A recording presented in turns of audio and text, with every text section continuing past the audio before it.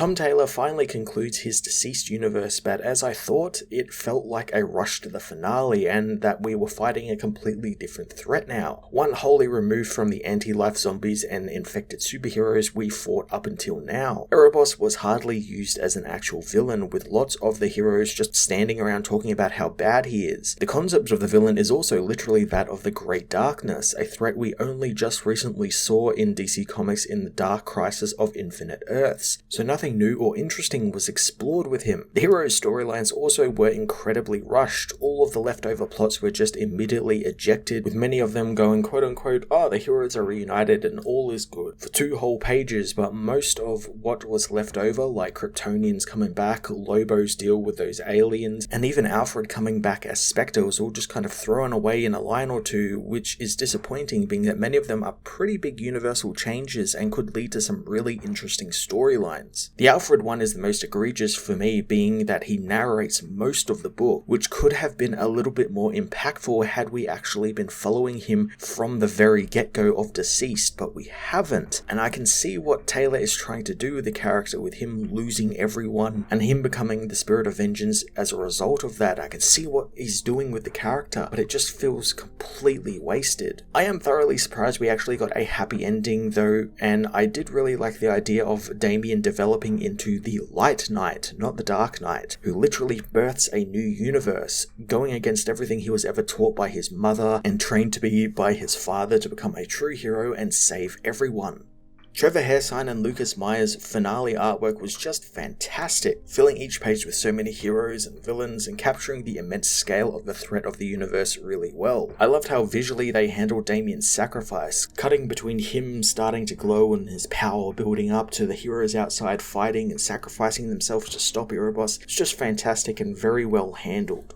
Deceased War of the Undead Gods issue 8 rushed its way to its finale, ejecting plotlines left, right and center in order to get us into a big action-packed final fight with a villain who felt like a real afterthought to the whole universe Taylor has set up. I'm going to give this issue a 5 out of 10.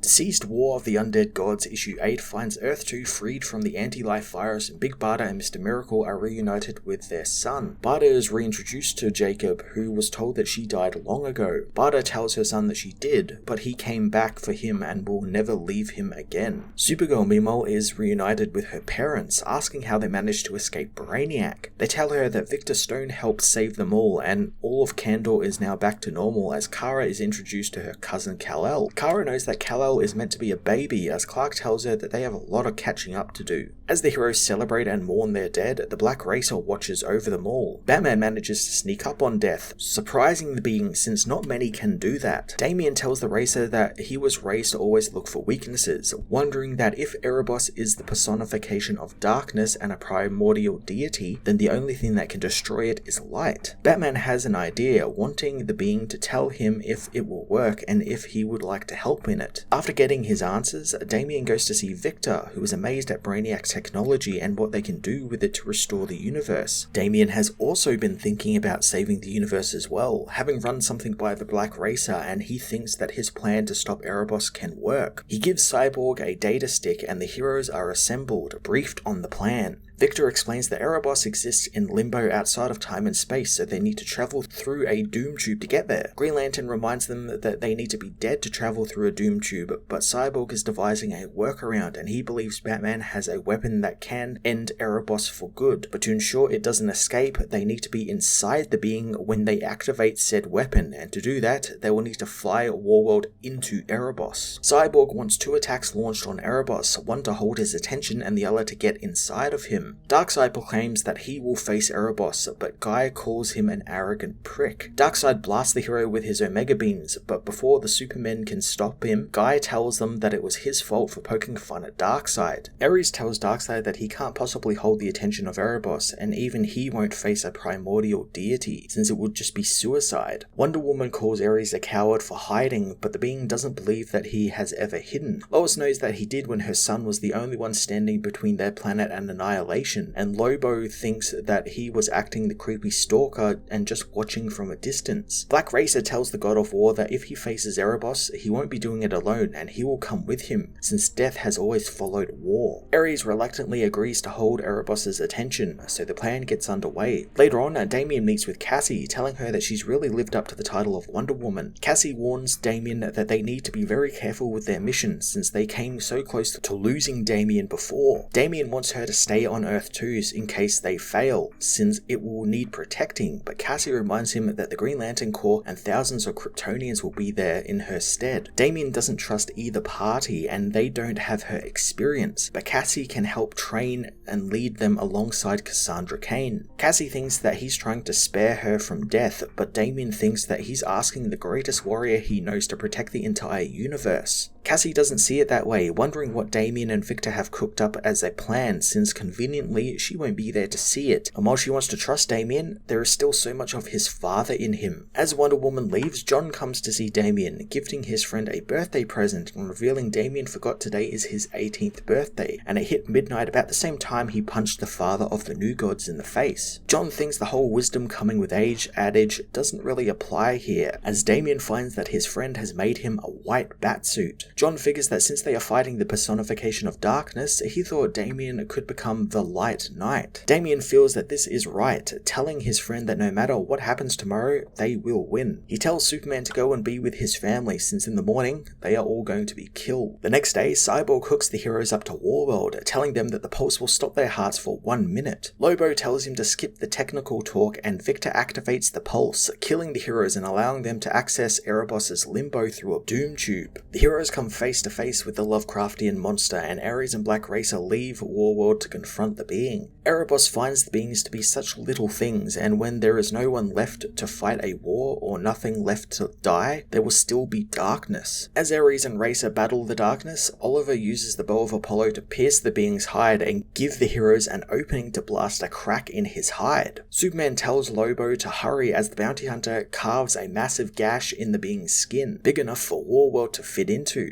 Victor gets ready to unleash their weapon but finds it's been removed from his systems and he has no memory of it. He immediately knows that Damian did something as the hero apologizes, since his father was a paranoid man and he didn't hide just a tracker inside of Cyborg. He also hacked his systems and left control over Victor to him. Damian says that he had theories about the anti-life leaping from Victor's mind, but he needs the opposite to happen, so he found the life equation inside Victor and extracted it and erased it from his systems, so now it only exists inside of Batman. Batman begins to glow as he tells Victor that there is no other way, and the Black Racer confirms to him that this is the only way it could have happened. He asks Vic how long they have before the anti-life and life equations collide, given 3 minutes until Batman dies. Cyborg refuses to leave his friend, but Batman uses his control over Victor to cause his thrusters to kick in and take him to safety. Victor blasts out of the ship and Erebos and fills the heroes in on what Damian has done by turning himself into the weapon. He tells them that nothing will survive what's coming, since a whole universe is about to be born inside of Damian and Erebos, expanding at the speed of light. Superman contacts Damian, telling his friend that he won't leave him, but Damian tells John that he's already gone. Darkseid finds himself impressed in the child as Damian tells Oliver that this is how he said it would end, reminding Green Arrow of the conversation they had the day Bruce died, thinking about how Batman isn't going to be taken out by a virus and Damian isn't going to get sick and fade away. He's going to sacrifice himself for the galaxy and outwit evil. Erebos begins to feel the light inside of him, demanding to know what Ares and Death did. Ares is killed by the being as Victor opens a doom tube out of limbo for the heroes to escape through. Erebos talks with Batman directly, telling him that his weapon will destroy him along with the villain. Damian is well aware and knows he'll become something else. Erebos wants to make a deal with him, but Damian reminds the villain that he took his father and his brothers and hurt his friends, taking so much from their world and universe that he wants nothing that can be offered to him, since there will be no bargaining, only Erebos' end. Clark meanwhile tries to get his son to leave through the portal, but John refuses to let Damian die alone. Spectre tells him that he won't have to, and he'll take John to him. Alfred assures Clark that they'll get out of there before the end, so Superman lets his son go and see his friend one final time. Superman confronts Damian, knowing full well that he cannot save him, but he just wanted to be there so he's not not alone in the end. Damian tells his friend that if he told John what he was doing, he would never have let him go through with it. Superman knows he definitely wouldn't have, telling Damian that he was a great Batman as Damian Wayne explodes in a bright light, ripping apart Erebos and killing the personification of the darkness. The heroes return to Earth 2 and Superman tells his wife that they are all finally safe. Alfred thinks about how Damian was born an assassin and taught to kill and not care for life, but he fought against all he was taught and saved all life in the process. Spectre takes off across the new universe Damian birthed, not having any idea how much a parent could sacrifice for a child until he had one of his own. He thinks about what he would do if any harm came to his children and how deeply he would miss them as he looks out across a bat-shaped universe, thinking about all his sons.